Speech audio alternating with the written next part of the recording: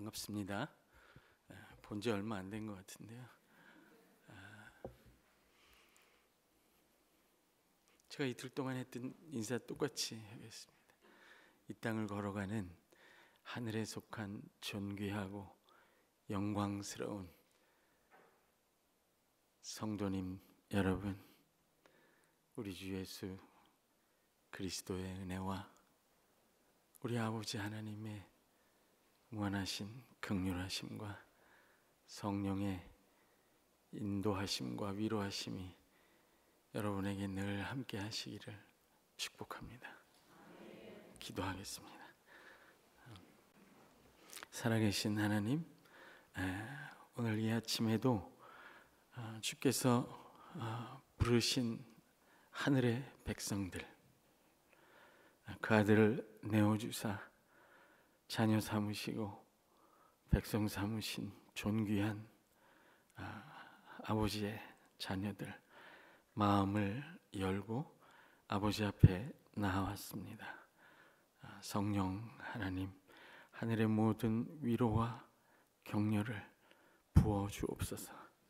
위로하시고 격려하시고 하늘로부터 오는 은혜와 진리로 채워 주옵소서. 아버지의 사랑을 각 사람의 심령 속에 쏟아 부으셔서 그 사랑을 맛보고 그 사랑으로 치유받고 그 사랑으로 회복되고 온전케 되는 귀한 역사를 이루어 주옵소서. 아버지의 사랑 안에서 참된 것을 가르쳐 주셔서 주께서 친히 인도하시는 길을 알게 하여 주옵소서. 감사하며 예수님의 이름으로 기도합니다. 아멘. 제가 미시간에서 아직 신학 공부를 할 때 교회를 이렇게 정하기가 어려워서 미국 교회를 나가기로 했습니다. 한국 교회 워낙 사람들이 많아서. 근데 그 교회 목사님이 참 마음에 들었어요. 제가 신앙생활하면서 그렇게 존경하는 목사님이 많지 않았는데 그분은 참 존경스러웠어요. 에드 답슨이라는 목사님인데 돌아가신 걸로 알고 있어요. 교육학을 전공하신 목사님인데 설교를 늘 교육적으로 하셨어요. 창세기 같은 거 이렇게 설교하시면요, 뱀과 사탄 있잖아요. 동물원에 전화해서 그 사육사가 뱀을 들고 오게 해서 대단하죠. 다윗과 골리앗 설교하면 어떻게 하시겠어요? 엄청난 사다리를 놓고 본인이 올라가세요. 그러니까 너무 예배가 재밌죠. 그 설교를 어느 날 하시는데 안 들어오세요.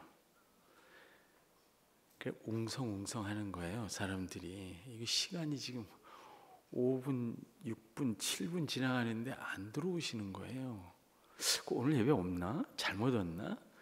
근데 저쪽 중앙에서 걸어 들어오시는데 아들하고 걸어 들어와요. 근데 등산복 차림이었어요. 그리고 배낭을 메고. 쇼킹하죠? 걸어오시는 거예요. 둘이 얘기를 하면서. 그리고 이제 강단이 치워져 있는데 올라와서 아무 말도 안 하고 텐트를 치기 시작해요.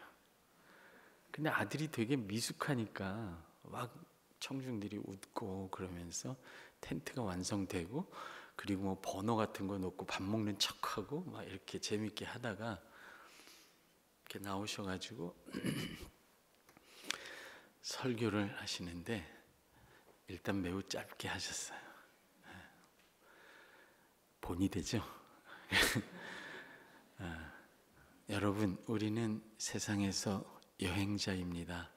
나그네와 행인입니다. 여행자가 여행할 때 집에 있는 냉장고, 차, 짐 다 들고 그렇게 무겁게 여행하는 거 보셨어요? 여행은 단촐하고 가벼운 짐으로 하는 것이 제일 좋습니다. 마치 세상에서 영원히 살 것처럼 쌓아두지 마시고 삶을 단순하게 나그네처럼 사십시다. 그리고 아멘 하시려고 그러는 거예요? 그리고 이분이 교육적이라고 했잖아요. 그리고 숙제를 내주시는 거예요. 항상 그래요. 예. 이번 일주일 집에 가서 여러분에게 집에서 필요 없는 물건들을 다 꺼내서 이렇게 게러지 세일이라고 하죠. 창고 세일을 하시든가 아니면 그 마을에 필요한 사람들에게 나눠주십시오. 숙제입니다. 그리고 보고하세요. 이렇게 하고 설교가 끝났어요. 제가 그 설교를 잊을 수가 없습니다. 한국에 와서 베드로 전서를 공부하면서 우리가 함께 공부했듯이 2장 11절에 사랑하는 자들이여 사랑하는 자들아 나그네와 행인 같은 너희 이 말이 나오잖아요. 베드로 전서가 말하는 교회의 정체성이거든요. 나그네와 행인이다. 너희가 세상을 지나가는 여행자다. 그 말을 읽으면서 구원이라는 건 이동이구나. 그래서 구원은 이동이다. 이렇게 생각했어요. 구원은 복을 받고 점점 세상을 목적으로 해서 세상에 있는 것들을 쌓아놓는 일이 아니라 우리가 나눴던 대로 세상보다 비교할 수 없이 좋은 영광. 제가 다 드렸죠? 땅문서? 예. 하나님이 우리에게 주신 그 영광. 복음 안에서 이미 주신 더럽지 않고 썩지 않고 쇠하지 않는 땅, 나라. 그것을 내 것으로 주셨다는 사실을 날마다 누리며 그 확증으로 우리에게 주신 예수 그리스도, 우리 안에 거하시는 성령님, 장차 우리에게 주실 것에 대한 보증으로 우리 안에 와 계신 그분의 임재 안에서 이 세상을 여행자처럼 지나가는 거죠.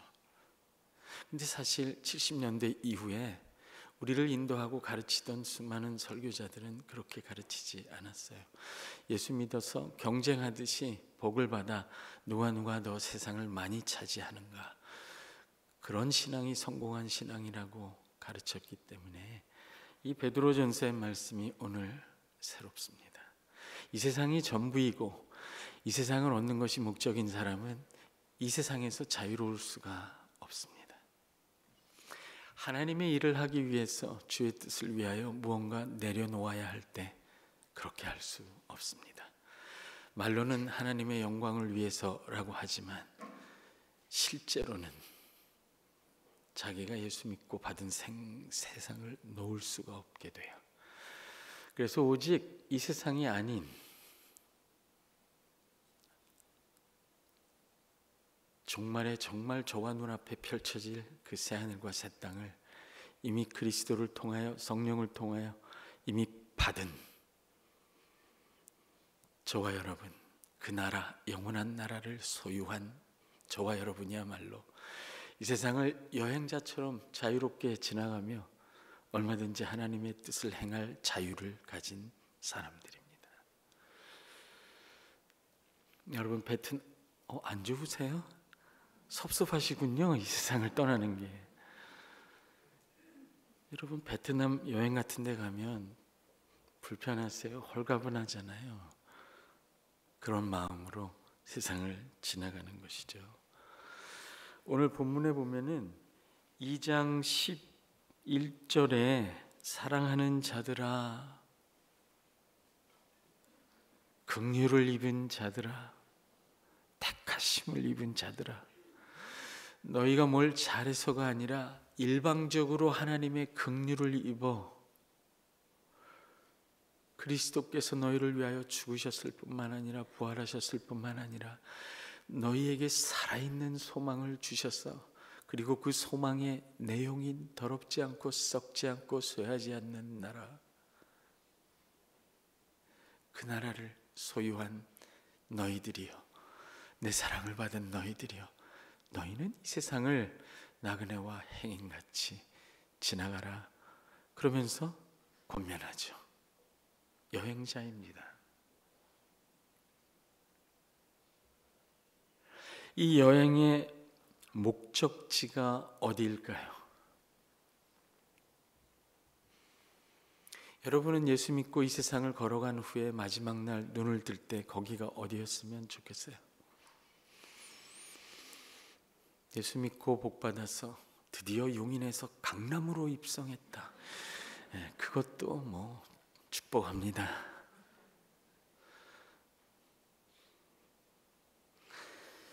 여행자로서 그리스도인이 이 세상을 지나가면서 도착하는 최종 목적지는 예수님 자신이 도착하신 거기입니다.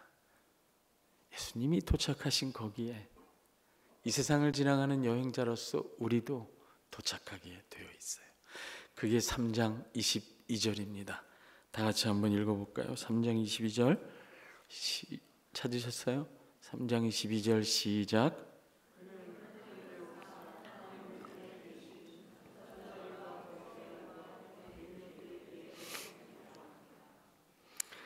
저는 그리스도죠. 하늘에 오르사 하나님 우편에 계시니 천사들과 능력들이 저에게 순복하는 하나님 보좌 우편에 앉으신 거예요. 그것이 거기가 그분의 세상 여행길의 끝이었어요.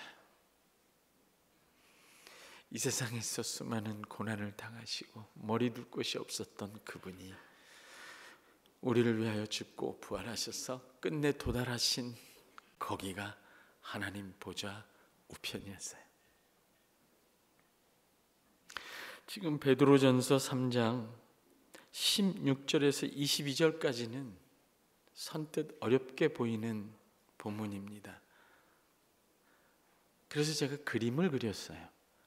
사실은 손으로 그렸는데 참 안타까웠던지 우리 최 목사님께서 멋있는 그림으로 금방 바꿔주시더라고요.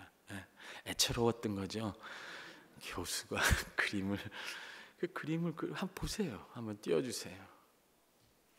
이 본문을 제가 연구하다가 너무나 아름다운 본문이라고 생각했습니다.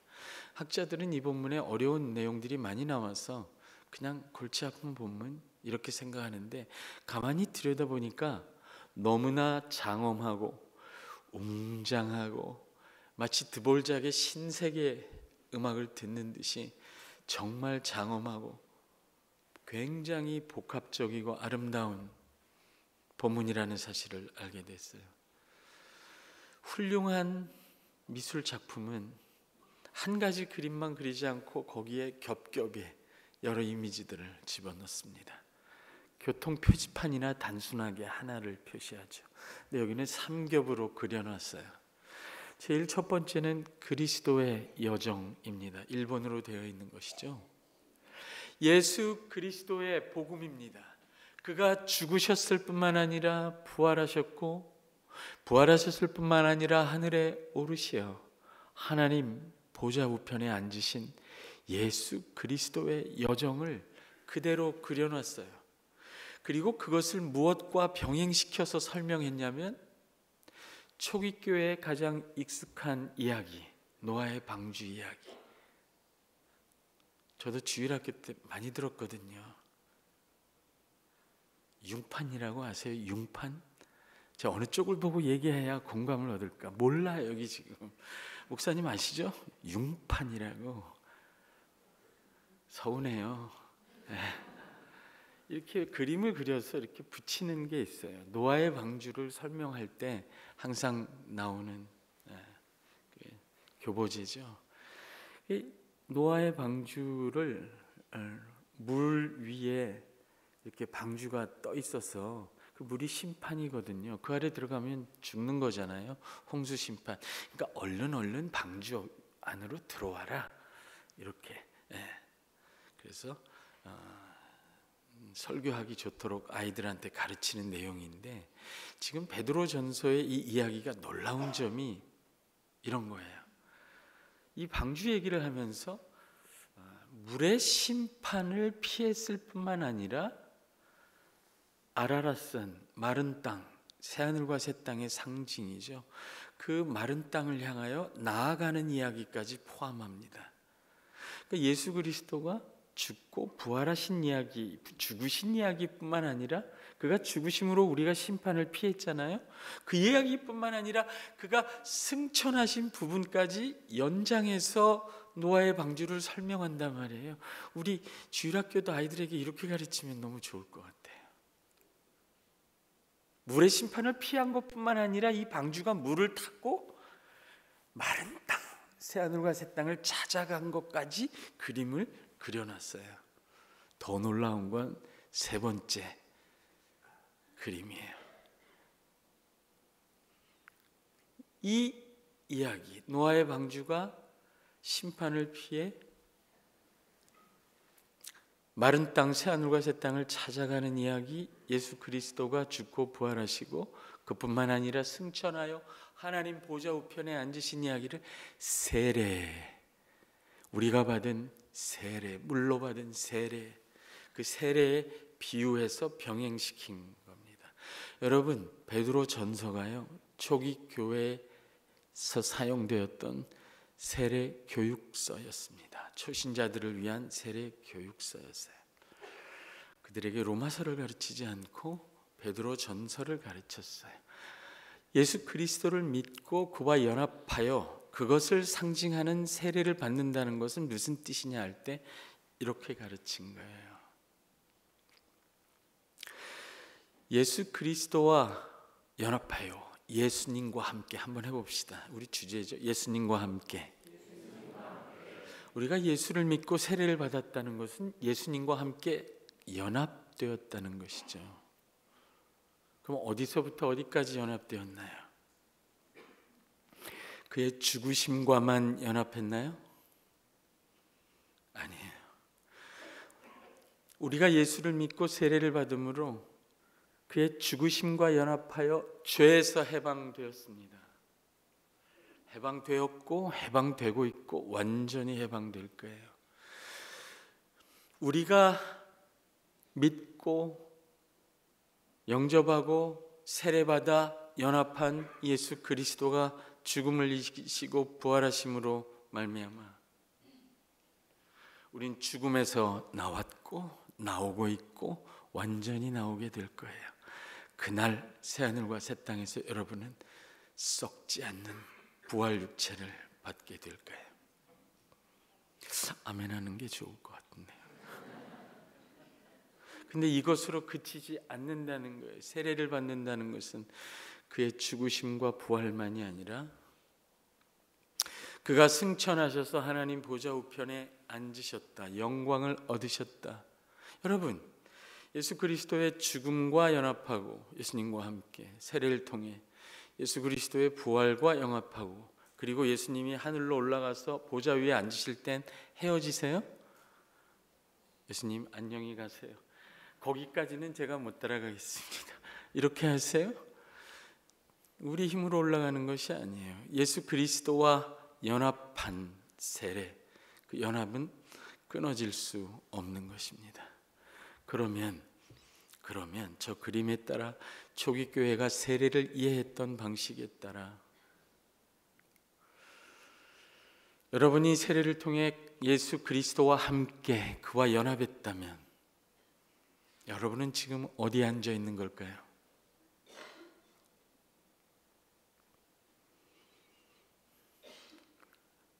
거부하세요?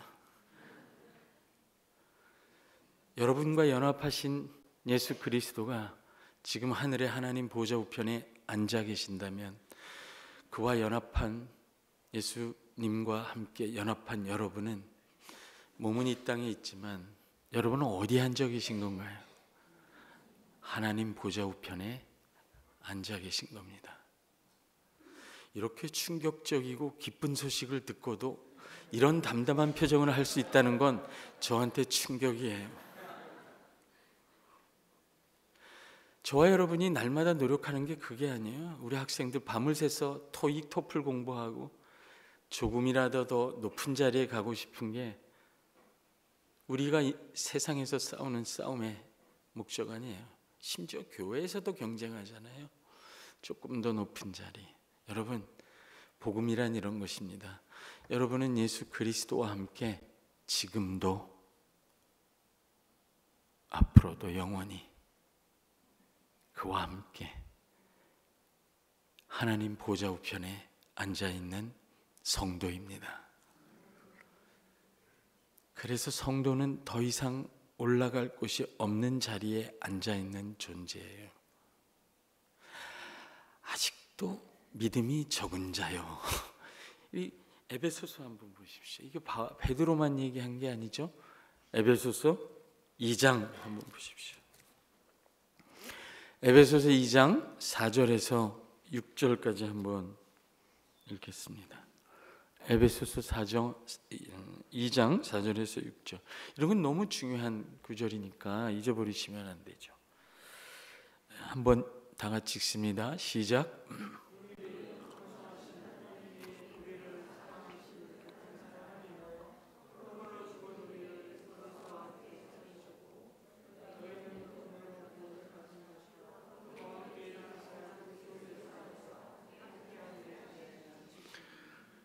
이게 베드로전서 우리 읽었던 내용하고 똑같습니다. 하나님이 그 많으신 긍휼로 인하여, 이게 하나님이 우리를 사랑하신 내용이고 증거이고 결과입니다. 그 풍성하신 긍휼에 풍성하신 하나님이 우리를 사랑하신 그 사랑, 긍휼 풍성 큰 사랑, 풍성하신 사랑을 인하여 저와 여러분에게 베푸신 복음의 내용, 기쁜 소식의 내용이에요. 그 아들을 통해서. 왜 5절에서 멈추냐 하는 것이죠. 그게 제가 갖는 안타까움 중에 하나입니다. 그가 죽고 부활하셨을 뿐만 아니라, 왜 이런 복음은 더 자주 전해지지 않는 걸까요? 우리의 복음이 온전해질수록 교회는 더 온전해집니다. 우리의 복음이 풍성할수록 교회는 더 강력해집니다. 5절에 허물러 죽은 우리를 그리스도와 함께 살리셨고, 이건 우리가 익히 다 아는 건데 6절이에요. 또 함께 일으키사, 지금 베드로전서 얘기와 똑같습니다. 그리스도 예수 안에서 함께 하늘에, 한번 따라해 보세요. 앉히시니. 이게 원문으로는요, 이미 일어난 일이 확정적으로 일어나서 변개될 수 없는 사실이에요. 이미 일어났고 지금도 그러하고 앞으로도 영원토록 그런 일이에요.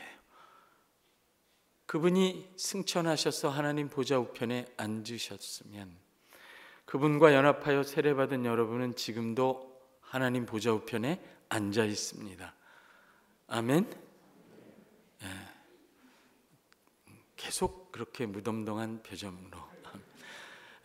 성도는 그래서 더 이상 올라갈 수 없는 높은 곳에 앉아 있는 존재입니다. 그래서 예수님이 이렇게 말씀하신 거예요. 수고하고 무거운 짐진 자들아, 다 내게로 오라. 내가 너희를 쉬게 하리라. 왜 피곤하세요? 남을 딛고 올라가셔야 되잖아요. 그게 세상이에요. 심지어는 교회에서도 그렇게 하는데요. 여러분은 그 싸움이 끝난 사람들입니다. 말단 직원이지만 성도인 여러분이 높으세요? 아니면 믿지 않는 여러분 직장의 사장이 높으세요? 누가 높으세요? 못마땅하세요? 성도가 높아요? 재벌 회장님이 높으세요? 근데 문제는 재벌 회장님이 성도인 경우예요. 그럴 땐 복잡해집니다. 근데 보통 재벌 회장님은 예수를 잘 안 믿으시죠. 왜 그런지 아세요? 예수 믿으면 복 받는다고 하니까 받을 복 다 받은 그분은 예수가 안 필요한 거예요. 복음이 잘못 전해진 거죠.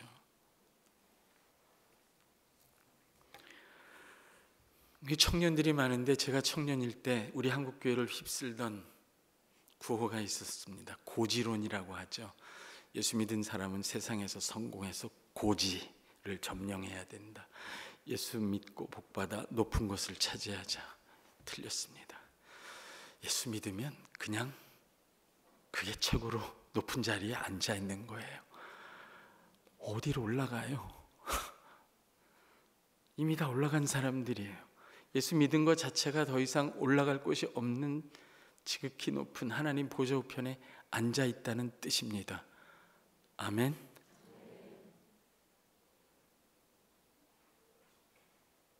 여기에서 영광, 예수 그리스도께서 우리를 죄에서 건지셨을 뿐만 아니라 우리가 해결할 수 없는 죽음에서 건져냈을 뿐만 아니라 한없이 비참한 우리에게 우리의 노력이 아니라 우리가 기어 올라간 것이 아니라 그분이 올라가 영광을 얻으심으로 저와 여러분이 스스로 얻어낼 수 없는, 세상에서 그렇게 노력하고 얻으려고 해도 얻을 수 없는 존귀와 영광을 선물로 주셨습니다. 그래서 성도는 세상에서 가장 영광스러운 존재예요. 성도보다 높은 존재는 없습니다. 여러분은 더 이상 높은 곳으로 올라갈 노력을 할 필요가 없는 존재들이에요. 그럼 어떻게 하세요? 내려오는 일밖에 없습니다. 안 그래요? 올라갈 길이 없는데 어떻게 하겠어요?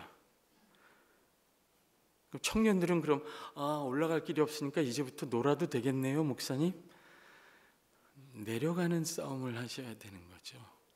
더 이상 올라갈 길이 없기 때문에 나를 위하여는 할 일이 없는 거예요.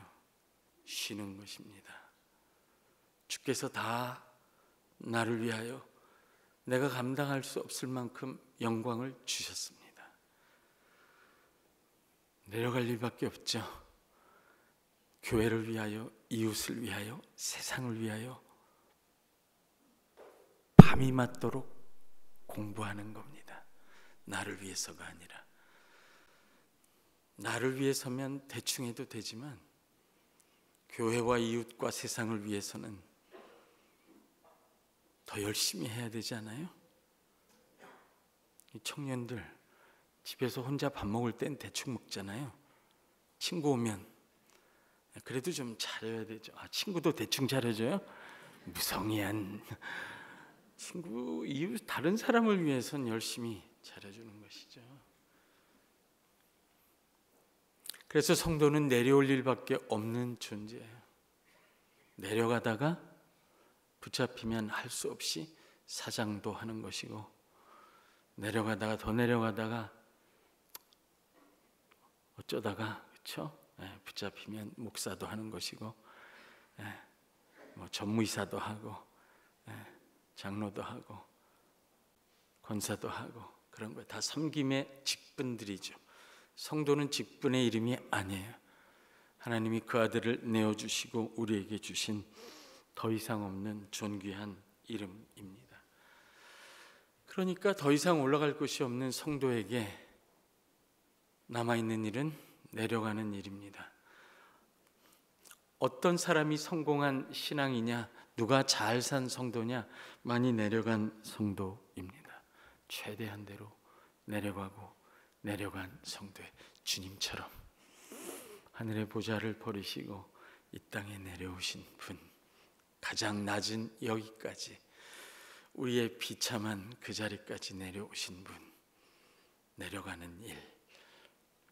이런 이야기를 하면 제가 생각나는 분이 있어요. 최근에 그렇게 멀지 않았던 과거에 참 새로 조명된 선교사님 이야기인데, 서소평이라는 분이죠. 독일에서 태어났지만 미국에서 교육을 받고 선교사가 되어 1900년대 초에 조선 땅에 오셔서 홀몸으로 고아 13명을 기르시고, 아이 못 낳는다고 쫓겨난 소방 맞은 여자분들 38명 함께 생활하고 나병 환자들을 돌보다가 40이 안 돼서 돌아가신 그분이 생각이 나요. 정말 많이 내려오셨다. 그분이 돌아가실 때 그 방에 딱 2개를 남겼다고 합니다. 담요와 성경. 저 같은 인간은 언급할 수도 없는 귀한 분입니다. 그분 이야기를 하면서 이런 구호를 만들어냈어요. 이런 구호를 전했어요. 뭐냐면 성공이 아니라 섬김이다. 근데 저는 그 구호를 듣고 조금은 다시 생각해 봤어요. 성공할 수 있지만 성공할 일을 접어두고 섬기러 내려가는 일은 어려울 것이다. 그런 사람은 몇 되지 않을 것이다. 사실은 그런 표현보다 지금 우리가 예수 그리스도의 복음, 제가 전해드린 그의 승천과 함께 여러분이 지금 하나님 보좌 우편에 앉아 있다면 이렇게 말해야 맞죠. 성도 여러분, 이미 성공하셨으니까 섬기십시오. 더 이상 할 성공이 없기 때문에 우리는 섬기는 일로 내려가는 겁니다. 왜 아멘 안 하시죠? 여러분은 더 이상 성공할 일이 없어요. 이미 성공하신 겁니다. 한번 따라해 보십시오. 성도는 이미 성공한 사람이다.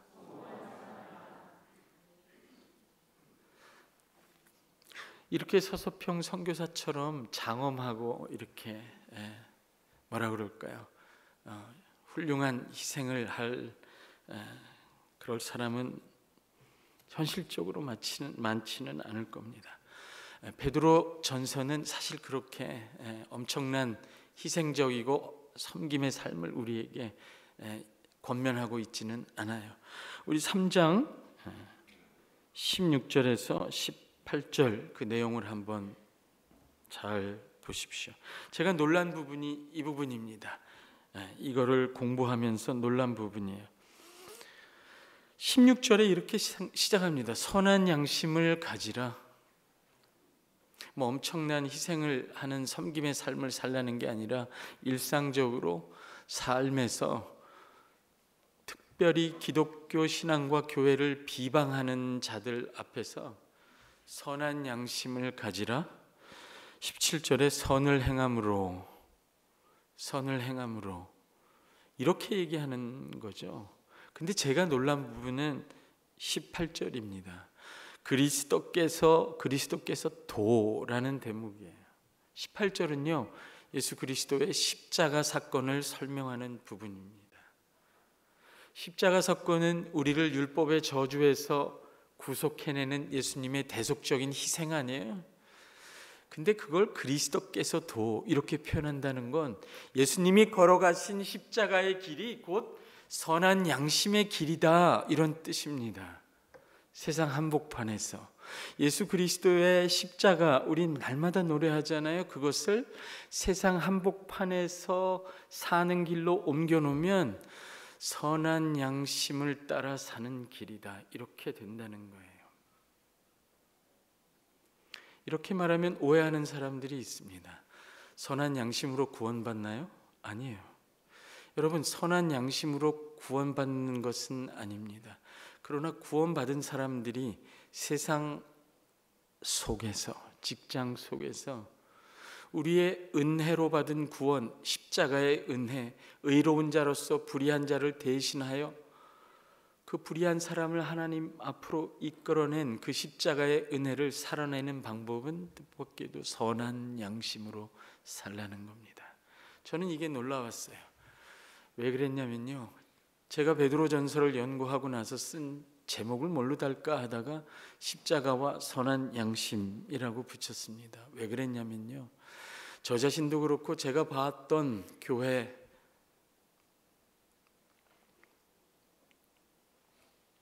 그 시절에 교회에서 십자가 보혈은 외쳤는데 왜 양심이 없지? 그런 생각을 많이 했기 때문에 그래요. 왜 십자가는 양심으로 번역되지 않을까? 왜 선한 양심이라고 얘기하냐면요, 2장 12절을 보십시오. 우리 그 중요한 구절이니까 한 번 더 읽어봅시다. 2장 12절 다 같이 읽어볼까요? 시작.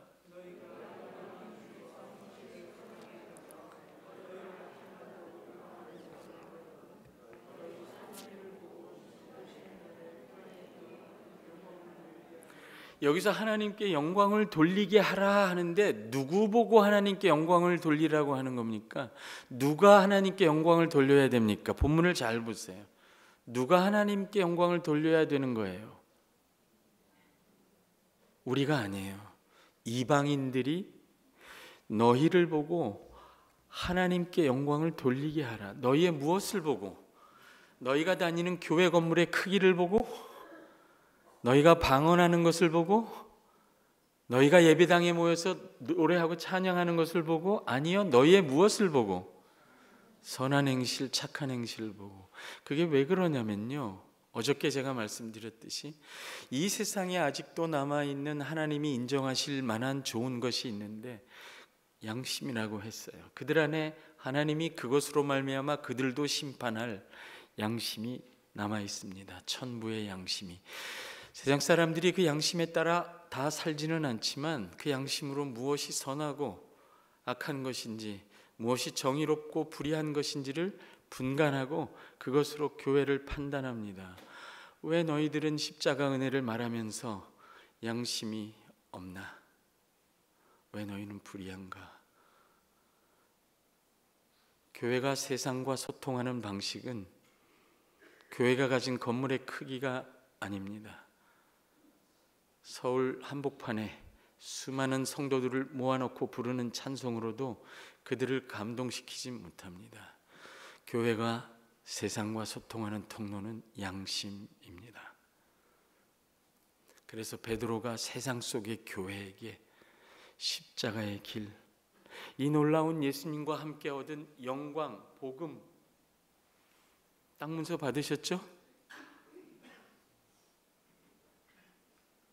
그 영원한 나라의 영광, 그 소유한 백성들에게 이 세상에서 너희가 이 세상을 나그네와 행위처럼 지나가며 세상 사람들 속에서 예수 그리스도를 따라, 평소에 아멘이 적으시면 이런 일이 생기는 거예요.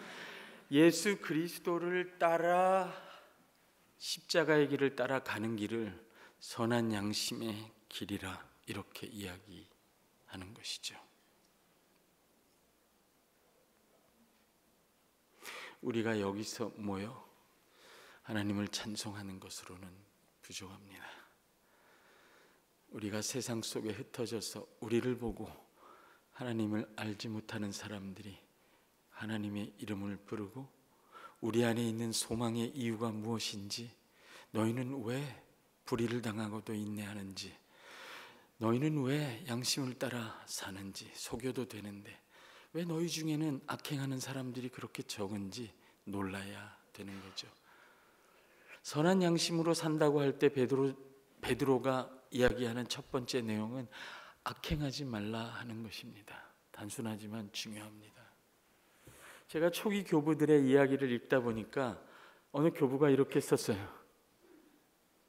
당시에 교회를, 여기 지금 교회를 비방하는, 너희가 악행한다고 비방하는 당시 로마 사람들이 많았는데, 세상이 우리를 비난하는, 악행한다고 비난하는 내용에는 오해도 있고 맞는 부분도 있습니다.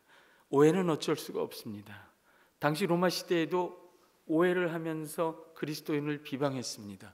오직 예수 그리스도밖에 길이 없다고 하니까 그들은 다신론자들이었거든요. 예수 한 분만, 하나님 한 분만 섬긴다고 하니까 너희는 무신론자다 이렇게 얘기를 하고 비방합니다. 그런 비난이요, 우리가 감당할 수밖에 없습니다. 식인종이라고도 했어요. 왜요? 이 사람들 뭐하냐고 가보니까 내 살을 먹으라, 내 피를 마시라. 그래서 식인종이라고 오해를 하면, 근친상간자들이라고 비난을 하고 악행한다고 그렇게 말했어요. 왜요?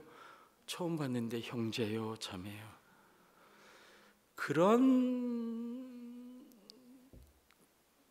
당치 않는 것으로도 오해하고 악행한다고 비난하는데 그들에게 빌미를 주지 말라. 왜요? 그렇게 하면 그들이 우리가 짊어진 하나님의 이름을 부를 수가 없고, 부를 수 없으면 구원받을 수 없고, 우리가 짊어진 하나님의 이름을 통하여 저들이 이 이름을 부르고 열방이 하나님께로부터 회복되는 일이 그치게 되고 새하늘과 새 땅이, 하나님 나라가 이 땅에 오는 일이 지연되겠죠. 그래서 악행하지 말라, 선한 양심으로 살으라, 악행하지 말라 얘기하는데, 그 교부가 한 말이 이거예요.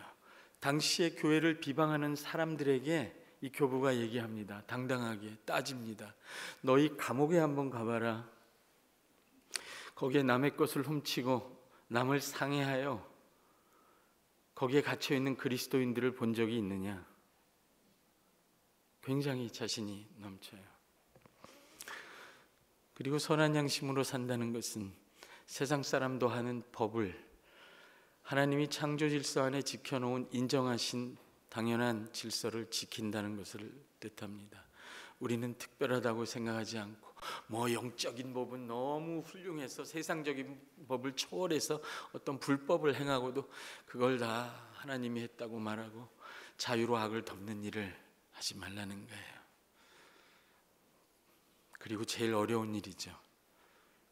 내가 선을 행하는데 그걸 악으로 갚는 사람들에게 그리스도께서 나에게 베푸신 은혜를 기억하여 그것을 생각하고 인내할 때 하나님이 그것을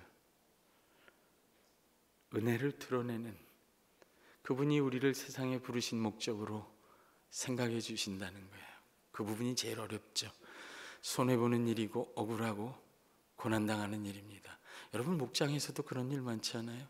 내가 얼마나 정성을 들였는데, 내가 얼마나 참아줬는데 그게 어렵습니다. 고난이죠. 한번 따라해 보십시오. 이미 얻은 영광에서 잠시 고난으로, 잠시 고난에서 영원한 영광으로. 이래서 제가 첫날부터 그리스도 안에서 우리가 받은 영광을 이야기했습니다.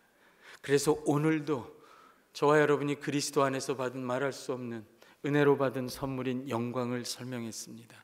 성경은요, 예수님을 따라가라고 할 때 고난을 통해 영광이 있을 거야 이렇게 장엄하게 얘기하지 않아요. 너희가 이미 받은 영광이 너무나 풍요하기 때문에 얼마든지 너그럽게 살 수 있고 자유롭게 살 수 있고 얼마든지 온유한 마음으로 참아줄 수 있는 영광과 은혜를 충만히 받은 자들이고, 그리고 그 선한 양심을 따라 받는 고난은 잠깐일 것이고, 그 중에도 하나님이 모든 은혜로 함께 하시고 결국은 너희가 받은 그 영원한 영광을 완전히 소유하는 그 영원한 영광의 자리에 들어갈 거라고 약속합니다. 이렇게까지 하셨는데 할 수 있겠죠? 예수님과 함께, 예수님을 따라 세상에서도 선한 양심으로 살아서 교회가 이 민족에게 인정받는, 그래서 다음 세대들이 어깨를 펴고 얼굴을 들고 살 수 있도록 힘쓰는 저와 여러분이 되기를 주의 이름으로 축복합니다.